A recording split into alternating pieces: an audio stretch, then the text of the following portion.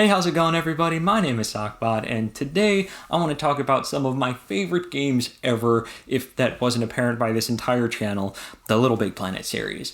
Specifically, I'm going to be talking about both games from the Media Molecule side as well as from the Sumo Digital side because I love both developers in their own right, but I think that today's video actually encompasses something that they share in common, which has to do with how they use their different assets and mechanics in pretty much every possible way imaginable without getting repetitious. It's a very interesting concept to me, and there's a very fine line between using them in every possible imaginable way and expanding upon them as much as possible and repeating things. And I think that they toe that line very, very well, and that's why I wanted to talk about it. It's also something that I think can be helpful to any amateur creators out there to make sure that you are not creating new assets and new mechanics in every single part of your level because well, ain't nobody got time for that. But yeah, that's what today's video is about. If that sounds like something that's interesting to you, feel free to stick around. Feel free to leave a like down below and subscribe if you want to see more, but no pressure as always. Now first off, let me make this clear, I am not suggesting that you use the same asset over and over and over with no changes.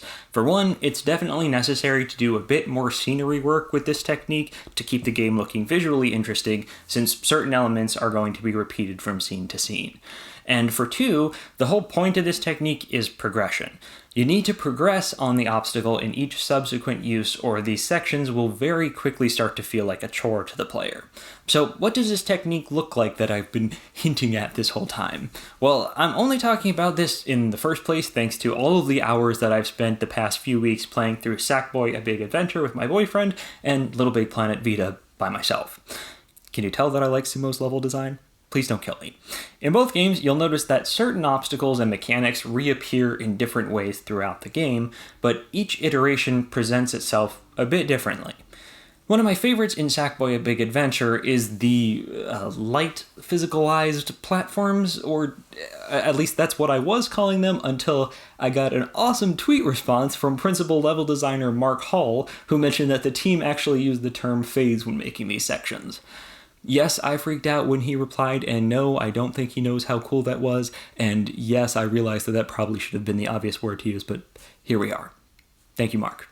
Anyways, the concept here is quite simple. When a particular source of light is brought into range of these platforms, they become both visible and collidable, or in other words, they phase into reality. It reminds me of the mechanics in the Mario games where you have to ground pound to see the platform in certain areas.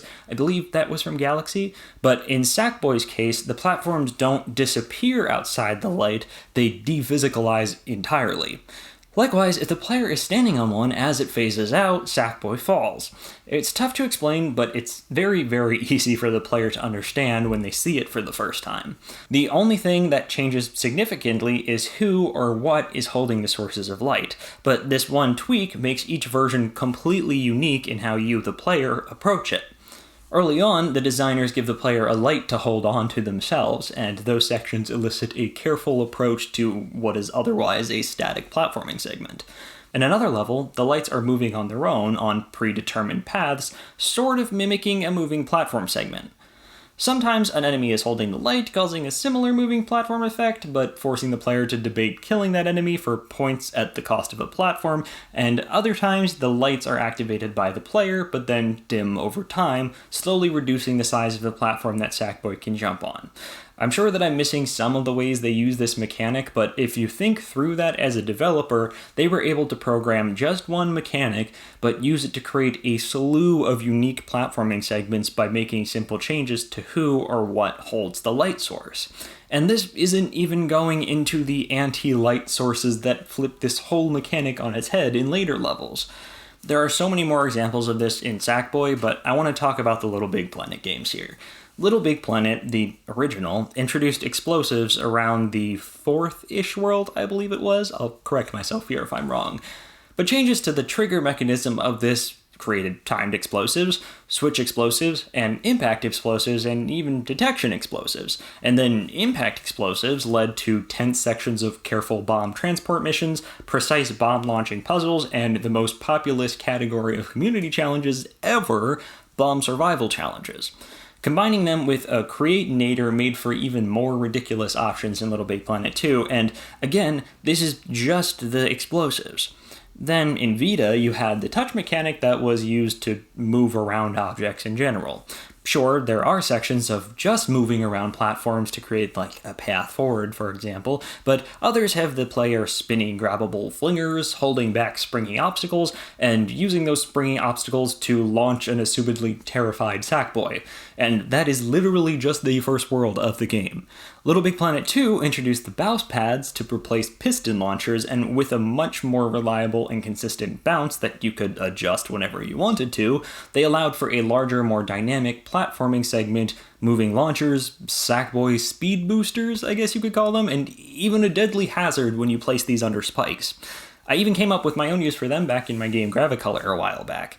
It's fascinating to me because this technique is especially useful for amateur creators like myself who don't have time to program huge catalogs of new mechanics.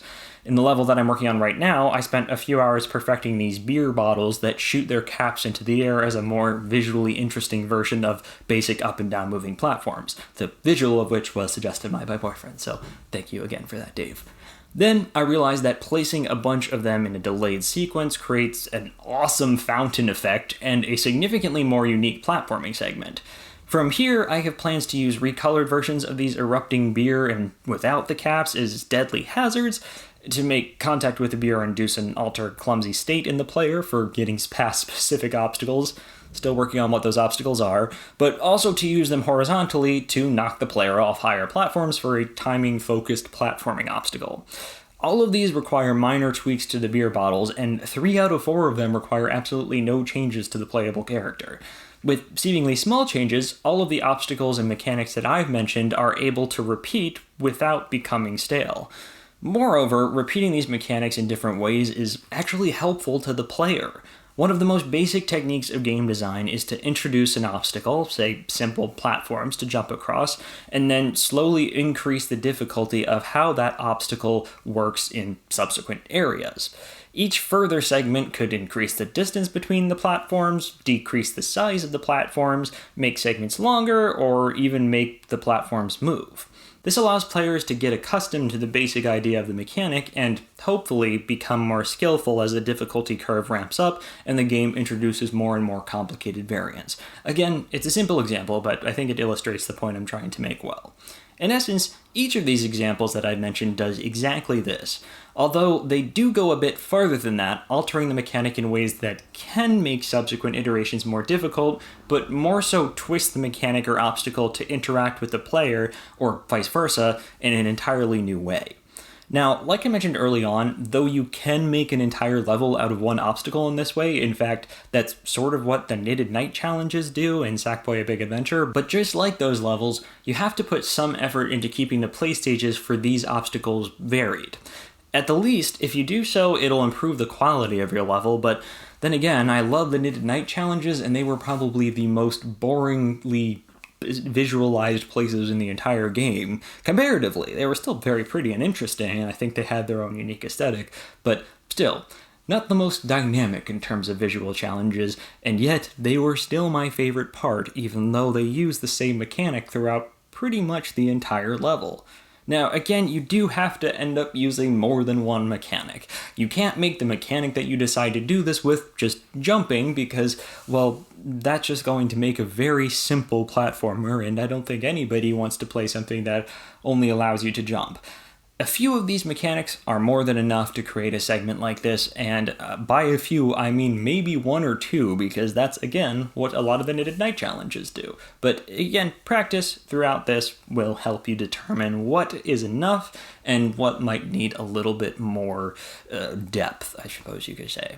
But regardless, let me know what you guys think. This is how I feel when I'm playing through these games and I see the different uses of a certain obstacle or mechanic. And in general, when I'm playing games like this, when the opposite is true, for example, when I don't see that mechanic used quite as many times as I would like it, and when something that I really enjoy doing, like there's this actually really cool quest in World of Warcraft where you are, it's in the, I think it's in the Jade Forest is what it's called, back in Pandaria, and it was really, really cool where you were in a vehicle like you were for half of that expansion, but in this case, you just had to click on the different enemies to essentially snipe them and take them out of the playfield so that your spy friend could get to the different goals on the map. Now, I thought this was awesome. I know a lot of people didn't think it was that awesome, but I don't think any other quest uses this exact form of I guess, shooting in general. And it's so different from everything else in the vehicle mechanics in World of Warcraft, in the play mechanics in World of Warcraft,